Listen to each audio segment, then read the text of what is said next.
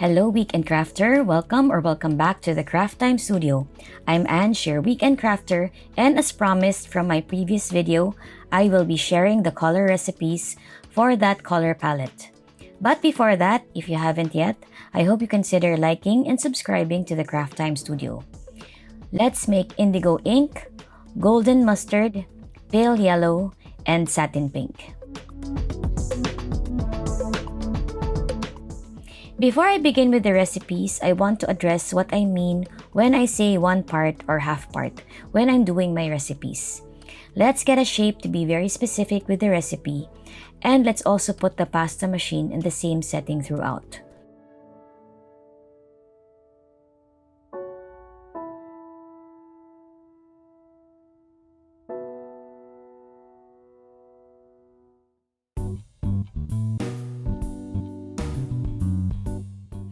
So run your colors through the machine in the same thickness setting. Then punch out the shape using this square cutter. This is what you can use as your one part. So if I were to say half part of a certain color, you will need to cut this square in half. And if it's 1/4, you can cut the square into 4 parts. I hope that this bit of explanation helps those who are just starting with mixing colors. Now let's get to the recipe. For the indigo ink, let's mix Sculpey Primo Ultramarine Blue with Sculpey Primo Accents and Graphite Pearl. That is a lot of words to say in one sentence. I begin first with 1 part of Ultramarine Blue and 1 part Graphite Pearl. This goes to my machine and I blend it out until the colors are not streaky and everything looks even. Some beginners ask if a pasta machine is something that one has to absolutely invest in. When you're like me and you love to mix your own custom colors, I would say that it's really a good investment because it takes a lot of time and also a lot of wrist work to mix colors. So if you want to be kinder to your wrists and hands, buy a pasta machine.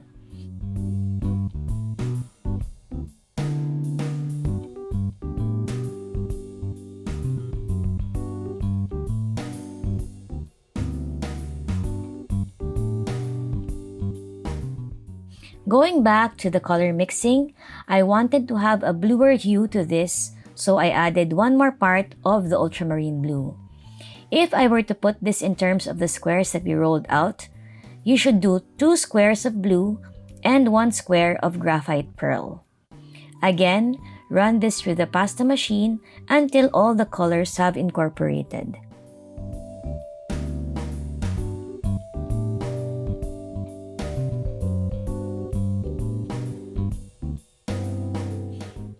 I read in one of my groups that you can tell when you've done enough conditioning on your clay when it starts having this waxy looking shine, which you can definitely see on my rolled out slab.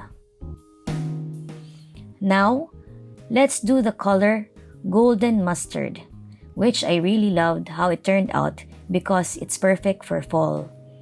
I used Fimo Effect in metallic gold and Fimo Soft in sunny orange. To make the golden mustard color, get 1 part of metallic gold and half part of sunny orange. Now you might ask, what if I don't have the colors that you are mentioning? Or what if that brand is not available in my country? My short answer is that you can use the color that's closest with the brand that is available to you. I do the same thing because not all brands and not all colors of clay are available in my country, so I do use substitute colors.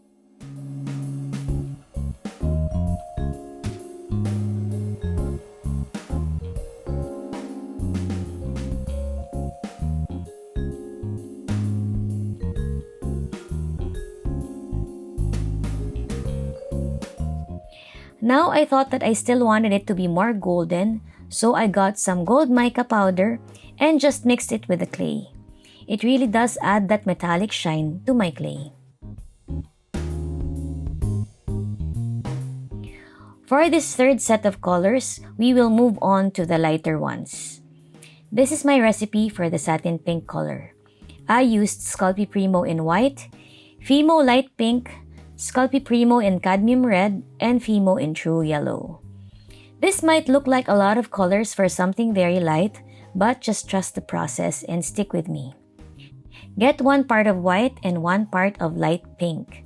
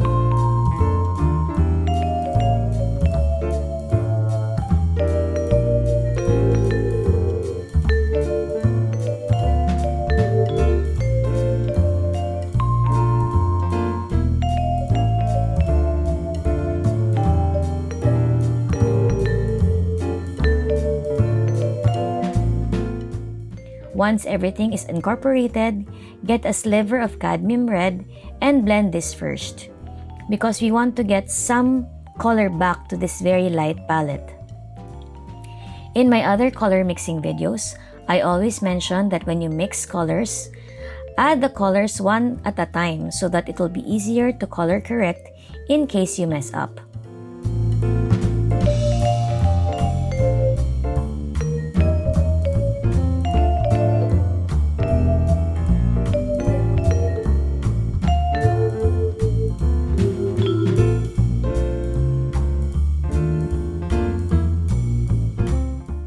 Finally, let's add a sliver of true yellow.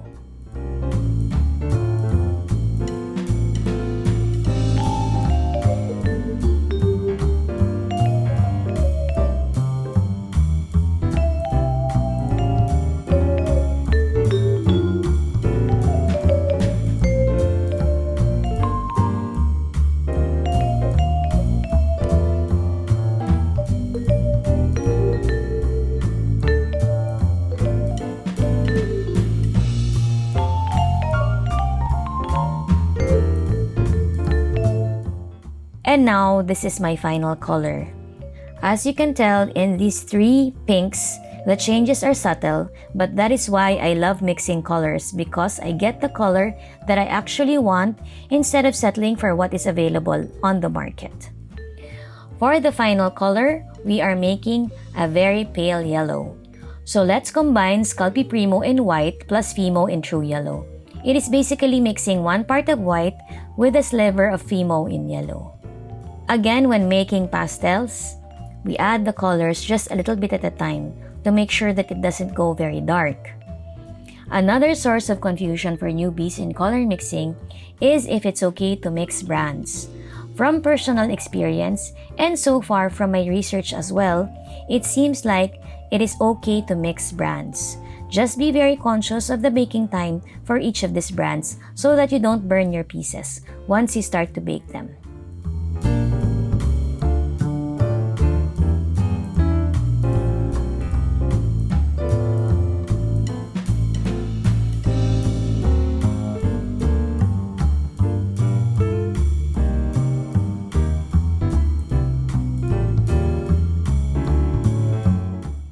The final touch is a sliver of the satin pink that we mixed earlier.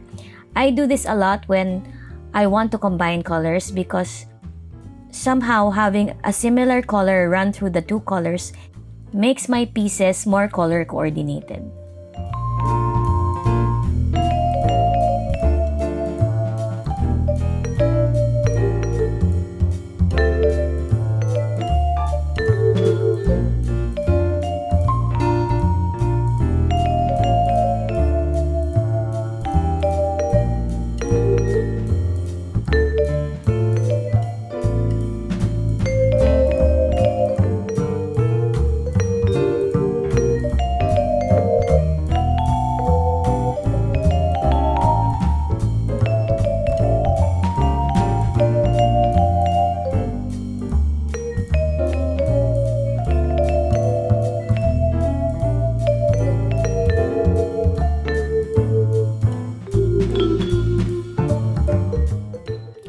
And that is it for our color mixing videos. I hope you're not tired of seeing these types of videos.